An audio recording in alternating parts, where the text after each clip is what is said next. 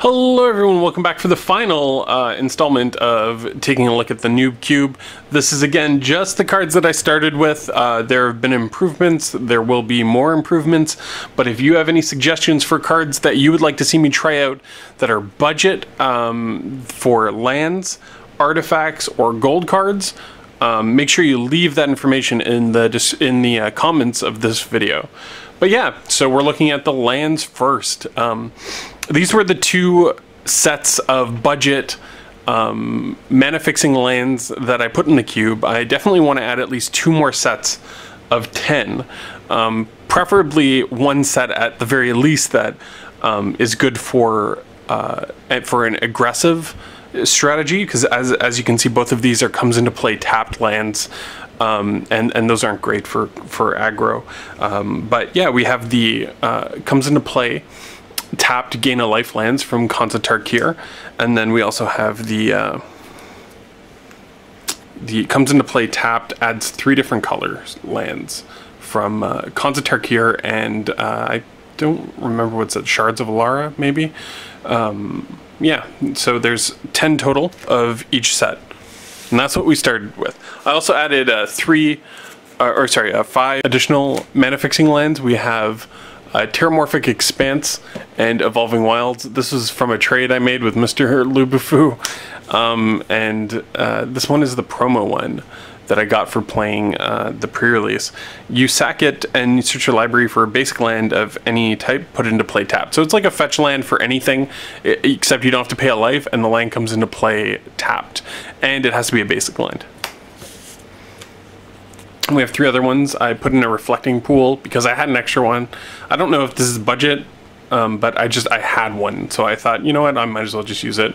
We also have an unknown Chorus, which kind of sucks, but I had a foiled one that I got signed, and that's the only reason I still had it kicking around. It's tap for a colorless, and then you can pay 1 and tap it to add a mana of any color to your mana pool.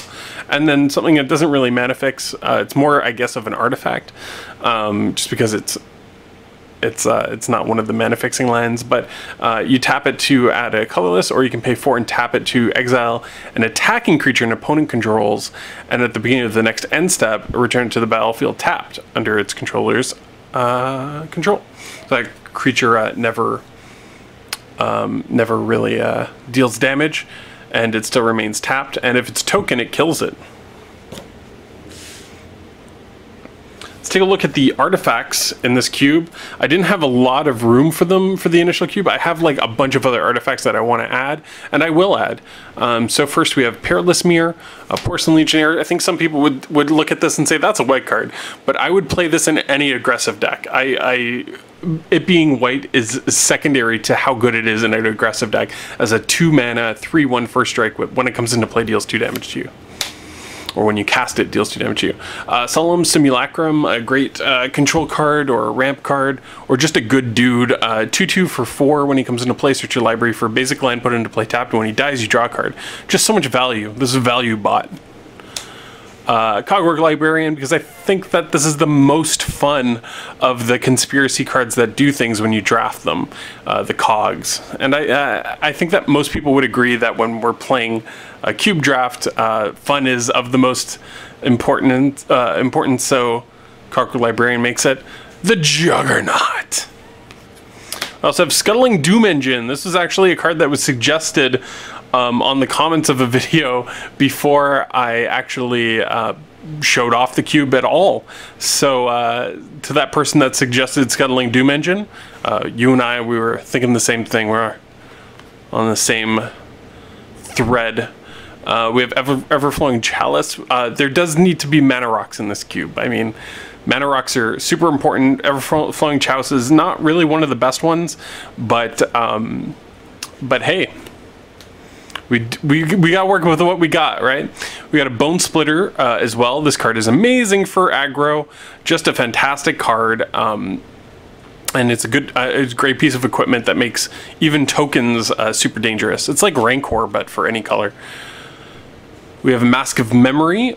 It's another piece of equipment, and when the creature deals combat damage to a player, you can draw 2 cards and discard a card, which can get out of hand really quickly. This is actually one of my personal favorite pieces of equipment, and when it wasn't powerful enough for cube, for my normal cube, I just left this in a binder. And I was like, one day, Mask of Memory, one day. And today is the day. So we have a Swiftfoot Boots instead of a Lightning Greaves, because this is cheaper. And we have a Loxodon Warhammer. If you've seen the first Noob Cube video, this was a card that was that Nick had said was a little too good for the cube because his deck couldn't deal with it. There's not a lot of ways to deal with it, but definitely in black and blue, they have a problem with artifacts, but that's always going to be the case. Black-blue will always have a problem.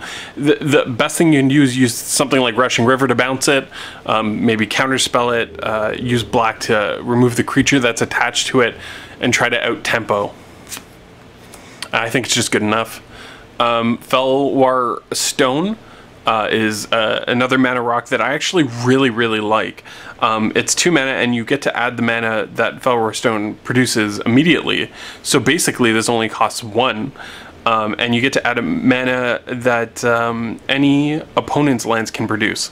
So if this is like a reflecting pool, but for your opponent's lands. Mimic Vat's an absolute crazy bomb. It just keeps making tokens of a creature that died. There's a lot of creatures in the in cubes everywhere that have comes into play abilities. So being able to just keep triggering those like a Cloud Goat Ranger or something can get really out of hand really fast. This is a first pick in this cube. And we have an Icy Manipulator. This is no longer in my main cube, but it might be good enough here. This is also the type of card that any deck could draft. And then when something comes up that they don't have an answer for, like Loxodon Warhammer, they can play the Icy Manipulator and just tap down the creature that the Loxodon Warhammer is attached to every turn. It's another option. And we have a Staff of Nin, which is just kind of a fun card.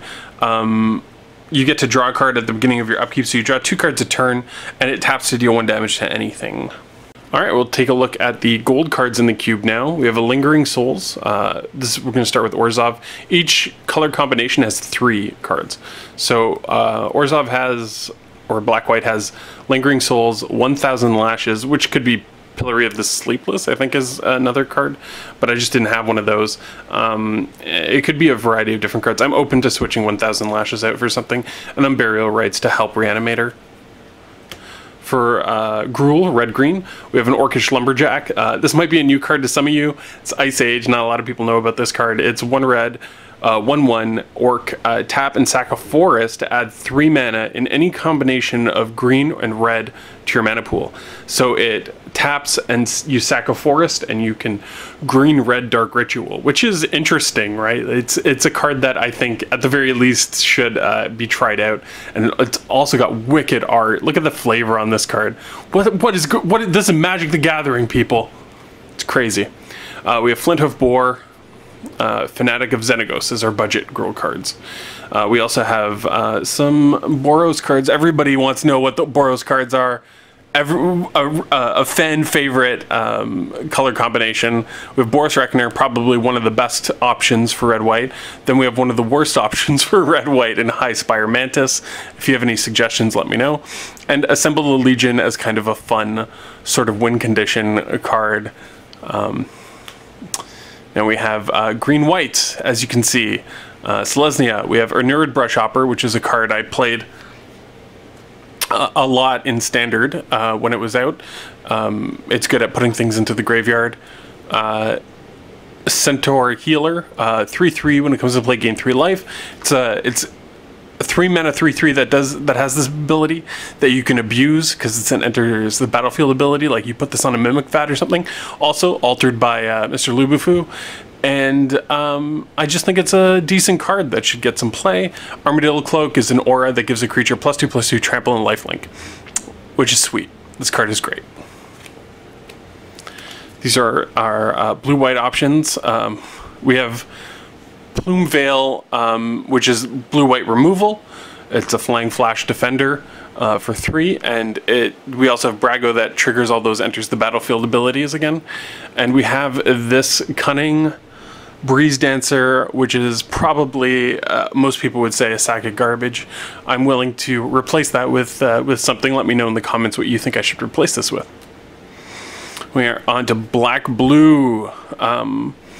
Demir. We have Night Vale Spectre. Because this cube actually has like a weird Spectre theme as well, and I was thinking that it would be interesting to put like a Megrim into this cube, because I've got a Hypnotic Spectre and the Silent Spectre, and maybe even I'll put in a Abyssal Spectre and Liliana Spectre, and then have like things like Mimic Vat or things that blink or even reanimate these cards might be interesting. It might be, and Chittering Rats. I definitely want to get a Chittering Rats in this cube. And then we have two split cards, two of my favorite split cards ever printed. We have Far and Away, which lets you fuse them. You can bounce a creature and then they have to sack a creature. And then we also have this one, which might actually see play if you're just playing the blue or just playing the black sides and you're in a bind. It's counter target non-creature spell or destroy a non-black creature. Can't be regenerated. So Simic, we have Ice Feather Aven, which is basically flips and Mana Wars. Edric, Spymaster of Trest, which I thought was going to be complete bonkers and people were going to have a problem with it. But so far, nobody said anything, so I guess this guy's going to stick around for a little bit. But people did say something about Progenitor Mimic. People are saying that this card is just too good and shouldn't be in the cube. So I am going to replace it with a Sagu Mauler. Alright, for Rectus we have a Dreadbore. It's a black and a red, destroy target creature or planeswalker. Currently there are no planeswalkers in this cube. That might change eventually, but it's still just good as a black or red, destroy target creature. That's still just a good removal spell. I think Terminate would be better. I just don't own a Terminate. It's 3, a black and a red, instant, deals 4 damage to target creature, but it also has Cascade, which is kind of a fun mechanic. And Grenzo, another fun dude. I really can't wait to use this card. It's one of my favorite cards that came out of Conspiracy, and it almost feels like it was meant for Cube. Another card that feels like it was meant for Cube is Dax Duplicate. It's 4 mana for a clone, except that the clone has haste and dethrone. It's just a pretty cool card, and I'd like to see people abuse it.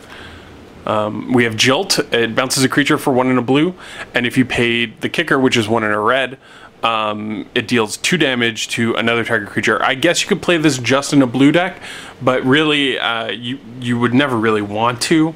If you don't have access to that kicker, it's just not good enough. And then we have Fire and Ice, which is one of my favorite, I guess my third favorite split card. It deals 2 damage divided any way you choose, or it taps a permanent, draw a card. So during their upkeep, you can tap their land and draw a card on turn 2 just to cycle it and kind of mess with their tempo. And then finally, we have Gogari. We have Lotless Troll to power Reanimator as a discard outlet. We have Spiritmonger because it's a huge beast that you can sack to Ravenous Bailoff. No, I'm just kidding. That can just win the game on its own. And then we have this card, Sovghosts. The Restless Tomb. It was sent to me by Volmar38 in a YouTube trade a long time ago, and there were a lot of good green-black options, but I just kind of want to try something new out. I kind of want to try this out. I hope it's good enough. I hope people dig it.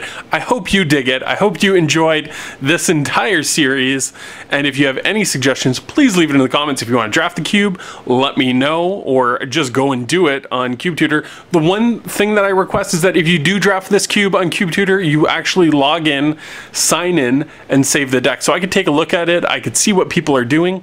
And that would be great. I would love that. And I thank you all for just being so on board with this Noob Cube thing. And if there's anything else you want out of this series, let me know. Thanks. Bye.